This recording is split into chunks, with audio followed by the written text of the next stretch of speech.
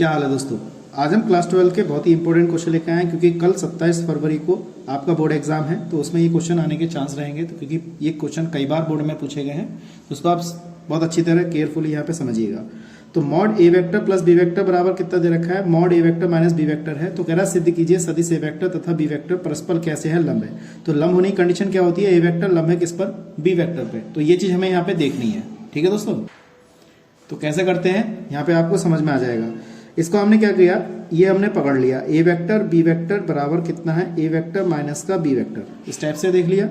दोनों तरफ क्या कर देंगे, हम वर्ग कर देंगे। अब वर्ग करेंगे तो वर्ग करने पे इसका मॉड जो है वो हट जाएगा, ठीक है। इस टाइप से ए वेक्टर बी वेक्टर का इसका हमने वर्ग कर दिया, वर्ग करने पे क्या हुआ, मॉड हट गया।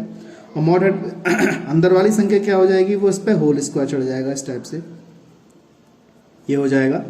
इसका होल स्क्वायर खोल लेंगे हम। तो होल स्क्वायर खोलेंगे तो ए वेक्टर प्लस का बी वेक्टर और प्लस का 2a vector into B vector, ऐसे इसको खोलेंगे।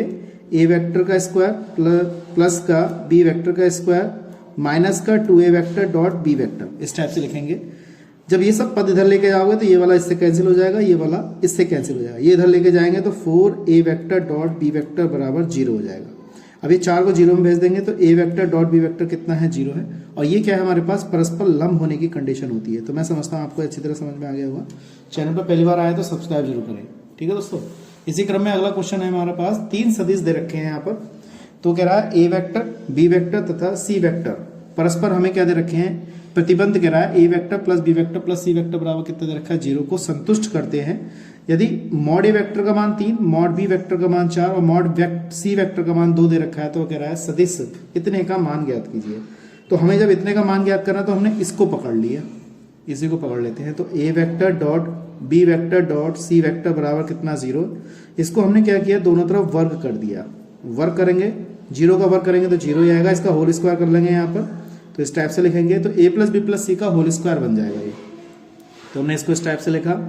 ये आ जाएगा सी वेक्टर का स्क्वायर प्लस का 2a vector B vector 2b vector C vector और यहाँ आ जाएगा 2c वेक्टर ए वेक्टर बराबर कितना, 0। इसको हम स्क्वायर जब होता है किसी पद पे तो हम इसको इस टाइप से लिख सकते हैं, ठीक है दोस्तों।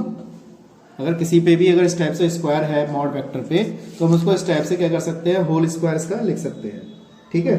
और जब होल स्क्वायर लिखेंगे तो इसका मान लगाएंगे। मान कैसे लगाएंगे वो आपको यहाँ पे अच्छी तरह समझना है। तो ये कितना आ जाएगा, मॉड बी को भी हम ऐसे ही लिख सकते हैं, इसको भी हम क्या लिख सकते हैं, मॉड सी का स्क्वायर लिख सकते हैं। इसमें से 2 कॉमन आ रहा है, A vector B vector C vector इतना ये आ रखा है, ठीक है दोस्तों।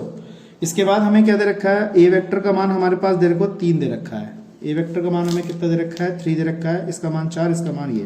तो यहाँ पे 3 का स्क्वायर लगा देंगे, यहाँ पे 4 का स्क्वायर लगा देंगे, यहाँ पे 2 का स्क्वायर लगा देंगे। 2 A vector B vector C vector और C vector dot A vector बराबर 0 हमें सिद्ध करना है। तो ये हो गया 9, ये हो जाएगा 9 हो जाएगा, 16 हो जाएगा, 4 हो जाएगा, 2 A vector B vector C vector A vector बराबर 0।